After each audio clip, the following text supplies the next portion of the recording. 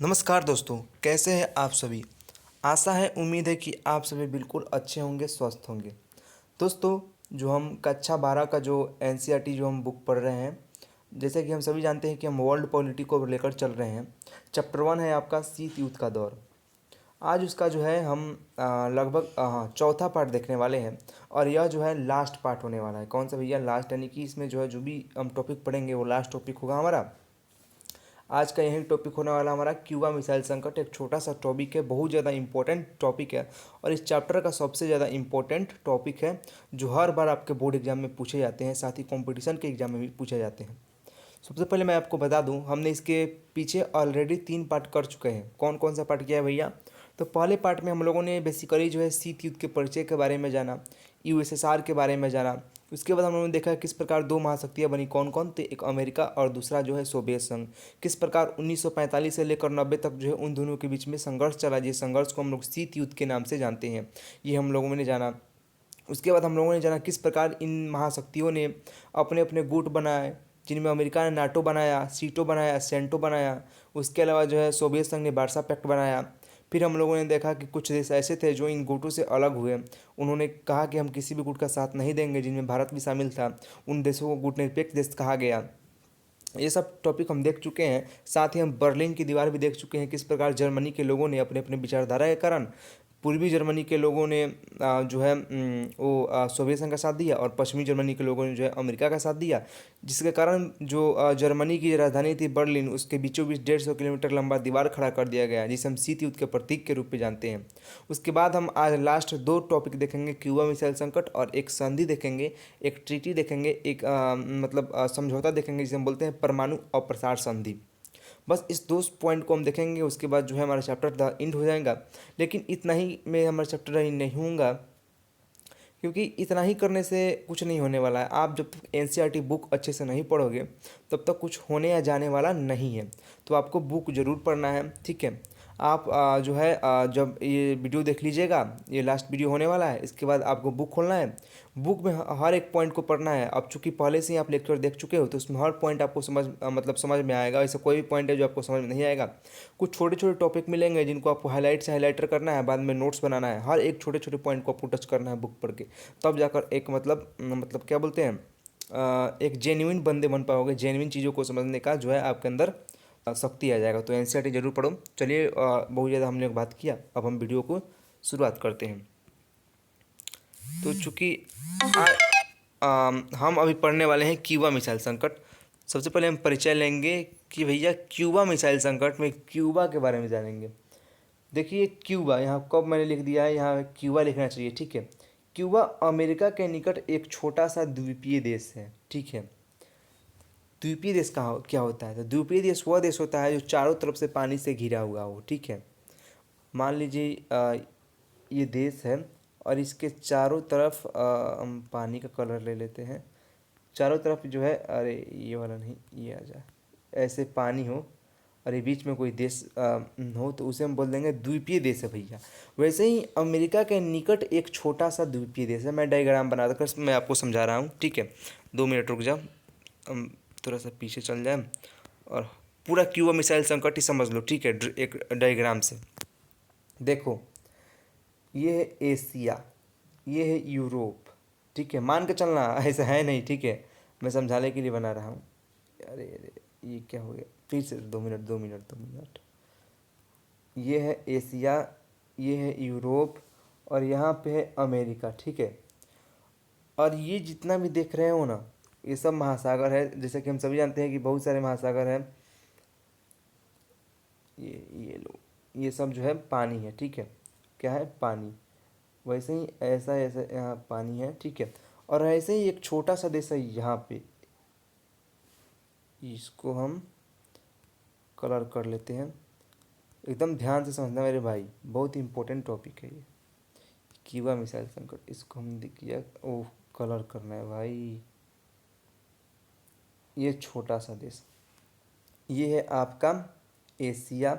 और ये इतना मान लो कौन सा, तो इतना मान लो रूस, और ये मान लो सोवियत संघ। ये कौन सा हो गया? तो ये जो पूरा गोला दिख रहा है, ये है एशिया। और ये जो मैंने घेरा हुआ है सोवियत संघ, एस लिख दे रहा हूँ मैं। और ये है आपका यूरोप, और ये है आपका अमेरिका। बात को समझना, एकदम अच्छे से समझना। और ये है आपका क्यूबा। क्यूबा, मैंने क्या कहा क्यूबा के बारे में? तो क्यूबा अमेरिका के निकट, तो किसके निकट है भैया? ये कौन सा देश है? अमेरिका। तो अमेरिका के निकट कौन है? ये क्यूबा। क्यूबा एकदम छोटा सा देश है, ठीक है, छोटा सा द्वीपीय देश है। द्वीपीय मानी कि जो चारों तरफ से पानी से घिरा हुआ हो। तो मैंने कहा ये मैंने जो ये बनाया हुआ है, ये मैंने पहले ही बताया, ये पानी है। तो पानी से चारों तरफ से ये जो है ये देखो घिरा हुआ है, ठीक है, ये सब क्या है? पानी है। तो पानी से चारों तरफ से घिरा हुआ है, बीच में एक छोटा सा देश है क्यूबा, जो कि अमेरिका के बिल्कुल निकट है, ठीक है। इतना हमने समझ लिया कि अमेरिका के निकट ये देश है। बात ये है कि ये जो देश दिख रहा है जिसे हम बोल रहे हैं क्यूबा, ठीक है, क्यूबा जो है ये एकदम अमेरिका के निकट देश है। हम सभी जानते हैं कि एशिया के जो ये यूरोप के जो ज़्यादा देश है, ये यूरोप है, वो सपोर्ट करते थे किसका? अमेरिका का।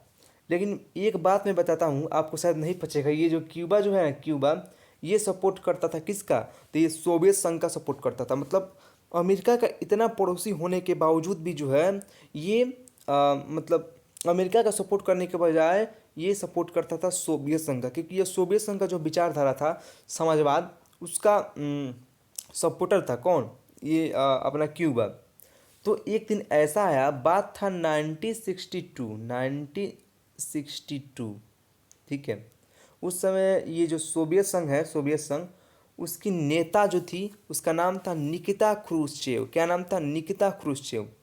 तो उस नेता ने सोचा कि भैया एकदम अमेरिका के निकट है मेरा एगो छोटा सा देश जो कि हमारा सपोर्टर है, तो कहीं ना कहीं अमेरिका चाहेगा तो कभी भी उसको तबाह कर देगा, कभी भी उस पर युद्ध कर सकता है।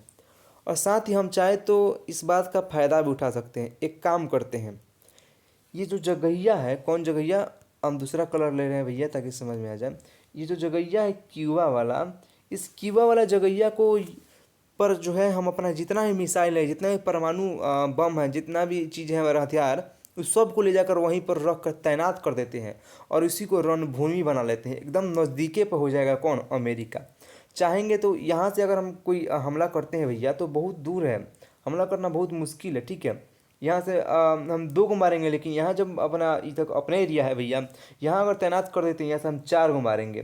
तो इसका की जो है पूरा अपना जितना भी मिसाइल है, हथियार है, वो निकिता क्रुश्चेव जो है, जो कि सोवियत संघ की नेता थी, वो पहुंचा दी कहाँ? तो क्यूबा में। ले भैया, पूरा तैनात कर दी। 3 हफ्ता लगभग लगभग जो है हथियार अपने भेज दा, और 3 हफ्ते तक जो है लगातार भेजती रही, लेकिन इस बात की भनक जो है अमेरिका को नहीं लगी। अमेरिका को पता नहीं चला कि भैया हमारा पीछे जो है इतना बड़ा काम हो रहा है। तो भैया अमेरिका को पता चला, तो अमेरिका को पता चला 3 हफ्ता बाद। तो जब अमेरिका को पता चला तो क्या लगता है अमेरिका चुप रहेगा? लेकिन अमेरिका का जो उस समय राष्ट्रपति था उसका नाम था जॉन एफ कैनेडी। क्या था? John F Kennedy. वो भी हिचकिचा रहा था कि भैया अगर हम भी परमाणु हमला कर दिए तो उधर से भी परमाणु हमला हो जाएगा। तो कहीं ना कहीं जो है दोनों के पास इतना ज़्यादा शक्ति है कि हम यदि उस पर मार दे तो उसके पास भी इतना शक्ति बच जाएगा कि वो हमको तबाह कर सकता है। ये दोनों देश जानते थे, ये सोवियत संघ भी जानता था और ये जो है अपना अमेरिका भी जानता था। लेकिन फिर भी सोवियत संघ का जो नेता वो तो चाहता था कि भैया हम तो पीछे हटेंगे नहीं, इसलिए ये भी अपना कुछ हथियार तैनात कर दिया, ठीक है। कौन? ये अमेरिका। तो ये हथियार जब तैनात किया, क्यों किया? ये बोला हम हथियार हथियार तैनात कर रहे हैं क्योंकि क्यूबा के सामने जो आपने हथियार तैनात किया उसको पीछे लीजिए, ठीक है। जब ये भी हथियार तैनात कर दिया तो क्यूबा में संकट उत्पन्न हो गया। ऐसा लगा कि भैया अब युद्ध होकर ही रहेगा, पूरा दुनिया में जो है मतलब एकदम तनाव का स्थिति पैदा हो गया। ऐसा लगा तीसरा विश्व युद्ध यहीं से शुरू हो जाएगा, ठीक है। अब छोटा सा देश है, पूरा संकट में जूझ रहा था। इसी को कहा गया क्यूबा मिसाइल संकट। ले भैया समझ गए? इसी संकट को कहा गया क्यूबा मिसाइल संकट। बहुत इंपॉर्टेंट टॉपिक है, मैंने जो भी स्टोरी बनाया उसको अपने माइंड में रिकवर करिए फिर से, ठीक है। लेकिन फिर क्या हुआ कि कुछ दिन बाद जो है दोनों देशों ने समझौता किया, ठीक है, और इस बात को जो है यहीं पर ख़त्म किया और दोनों ने अपने अपने हथियार हटा लिए, ठीक है। और इस तरह से जो है क्यूबा का मिसाइल संकट टल गया। तो यही था हमारा क्यूबा मिसाइल संकट। अब हम चलते हैं एक एक पॉइंट को पढ़ने की कोशिश करते हैं, ठीक है। तो चलिए हम देखते हैं एक एक पॉइंट को। चलिए, तो क्यूबा अमेरिका के निकट एक छोटा सा द्वीपीय देश है, ये मैंने बता दिया। द्वीपीय देश सब किसे कहते हैं? ये फिर कब लिख दिया है, ये जो मैं कब हूँ, सॉरी दोस्तों, ये जो कब है वो क्यूबा लिखा गया है, ठीक है, इस पर ध्यान मत दो। शीत युद्ध के समय सोवियत संघ के विचारधारा से प्रभावित था कौन? क्यूबा। क्यूबा अमेरिका के निकट रहते हुए भी सोवियत संघ का समर्थन करता था। ये सब हम लोगों ने देखा। अब हम आगे चलते हैं। ये ले भैया, सन 1962 की बात है जब सोवियत संघ की राष्ट्रपति निकिता क्रुश्चेव को लगा कि अमेरिका कभी ना कभी क्यूबा पर आक्रमण कर सकता है। यहाँ भी हमने कब लिख दिया, ये क्यूबा है, ठीक है। उसके आक्रमण करने से पहले ही निकिता क्रुश्चेव ने क्यूबा को सैनिक अड्डा में तब्दील करने का फैसला लिया, ठीक है। निकिता क्रुश्चेव ने अपने मिसाइल और हथियारों को तैनात करना शुरू किया और इस बात की भनक अमेरिका को लगभग 3 हफ्ते बाद लगी। आपसे यह प्रश्न पूछे जाते हैं एमसीक्यू में कि अमेरिका को कितने हफ्ते बाद क्यूबा को सैनिक अड्डा बदलने की बारे में जो है पता चला, तो 3 हफ्ते बाद आप आंसर दीजिएगा। हथियारों की तैनाती के बाद सोवियत संघ की अमेरिका पर आक्रमण करने की क्षमता लगभग 2 गुना बढ़ गई। पहले निकिता वहाँ था, उसके बाद तब तो एकदम नज़दीक आ गया है, तो 2 गुना मारेगा आदमी को, ठीक है। अमेरिका के समकालीन राष्ट्रपति जॉन एफ कैनेडी ने सोवियत संघ को अपने हथियारों हटा लेने का आदेश दिया, क्योंकि वह भी युद्ध करने से हिचकिचा रहे थे। कौन? तो उस समय अमेरिका के राष्ट्रपति कौन थे? तो जॉन एफ कैनेडी। यहाँ से भी एमसीक्यू निकलता है, ठीक है। नेक्स्ट पॉइंट है कि अमेरिका ने भी क्यूबा के हथियारों को पीछे भेजने के लिए अपने सैनिक बलों को तैनात कर दिया, जिससे ऐसा लगा कि क्यूबा में युद्ध होकर ही रहेगी। इसी को क्यूबा मिसाइल संकट कहते हैं। सिंपल सा टॉपिक है, सिंपल सा लॉजिक है, ठीक है। इस पॉइंट को आप लिख लीजिएगा। अब मुझे लगता है कि आप पहले ही समझ गए होंगे, मैं इसलिए जल्दी जल्दी पढ़ रहा हूँ उसको। फिर कुछ समय बाद पूरे दोनों पक्षों ने अपने अपने हथियारों को हटाने का फैसला लिया, जिससे पूरी दुनिया ने चैन की सांस ली। तो इस प्रकार से क्यूबा मिसाइल संकट मुझे लगता है कि हर एक बच्चे के दिमाग में घुस गया होगा। अब नेक्स्ट पॉइंट हम देखते हैं, छोटा सा पॉइंट है, इंपॉर्टेंट पॉइंट है, परमाणु अप्रसार संधि, ठीक है। कौन सा पॉइंट है भैया? परमाणु अप्रसार संधि कब हुआ था? तो ये एक समझौता है, ठीक है। अभी आप शुरुआत कर रहे हैं, जब वर्ल्ड पॉलिटी पढ़िएगा ना तो बहुत सारे समझौते मिलेंगे। समझौता मतलब बहुत सारे देश मिल करके किसी बात पर जो है अपना अपना मत रखता है कि भैया ये ऐसा होगा ऐसा होगा। वैसे ही एक समझौता हुआ था, कब हुआ था? तो 1968 में हुआ था, ठीक है। जिसे हम बोलते हैं परमाणु अप्रसार संधि। इसे हम शॉर्टकट में बोलते हैं एनपीटी, ठीक है, एनपीटी। ओह, ये क्या हो गया? एनपीटी। ऐसा इस समझौता में क्या हुआ था भैया?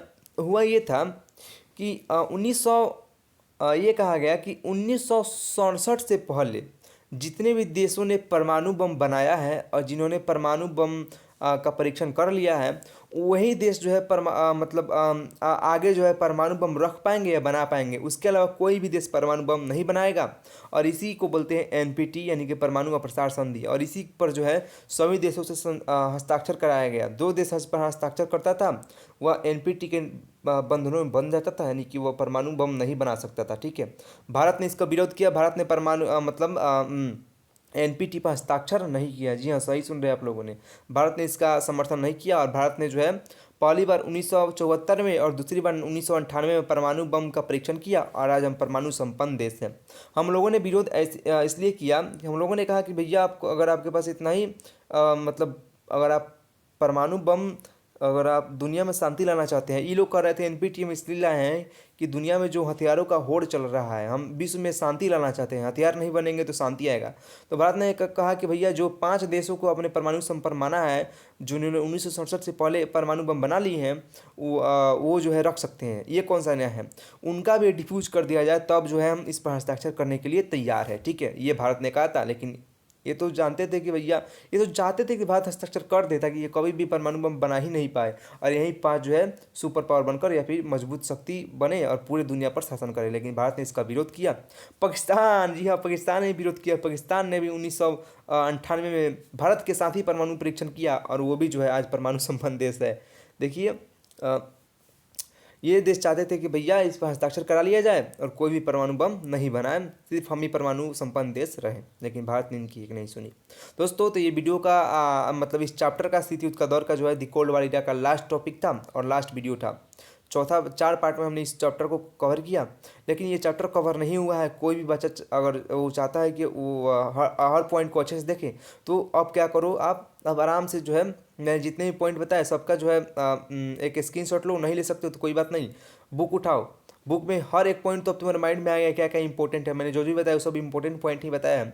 तो बुक पढ़ना शुरू करो, जो मेन पॉइंट मिले उसको हाईलाइट करते जाओ। जितने भी मेन पॉइंट मिल रहे हैं छोटे से बड़े सबको हाईलाइट करो। उसके बाद नोट्स बनाओ सिंपल सा एक अपना, और उसको जो है नोट्स को जो है रिवीजन करना शुरू कर दो। जब चैप्टर 2 पढ़ोगे तो चैप्टर 1 को तुम भूल जाओगे, इतना तो पक्का है, ठीक है। तो उसको साथ साथ रिवीजन करते रहो। ऐसे मालूम है कैसे रिवीजन करते हैं? चैप्टर 1 पढ़ा, मान लो हम 2 शुरू करेंगे, क्योंकि इसके बाद एक एमसीक्यू का एक सब्जेक्टिव का वीडियो आएगा, उसके बाद हम 2 शुरू करेंगे। तो 2 आप पढ़ते रहना, ठीक है। लेकिन 2 पढ़ने से पहले 10 से 15 मिनट जो है एक बार सबको जो चैप्टर 1 का जो चीज़ है उसको पढ़ते रहना, ठीक है। जब चैप्टर 3 पे जाओगे तो फिर तुम 2 को रिवीजन कर लोगे। जब चैप्टर 4 पे आप आओगे तो फिर 1 से शुरू करोगे। ऐसे हमेशा रिवीजन करते ही रहना है, तब जाकर जो है हर एक डेट, हर एक फैक्ट आपके माइंड में आ जाएगा। तो अगर आप चाहते हो अच्छे से रिवीजन करो, अच्छे से चलो, तो हमारे चैनल को सब्सक्राइब करो, क्योंकि मैं ऐसे आपके लिए वीडियो लाते ही रहेंगे। जय हिंद, जय बिहार। मिलते हैं अगले वीडियो में। बहुत छोटा टॉपिक था भैया।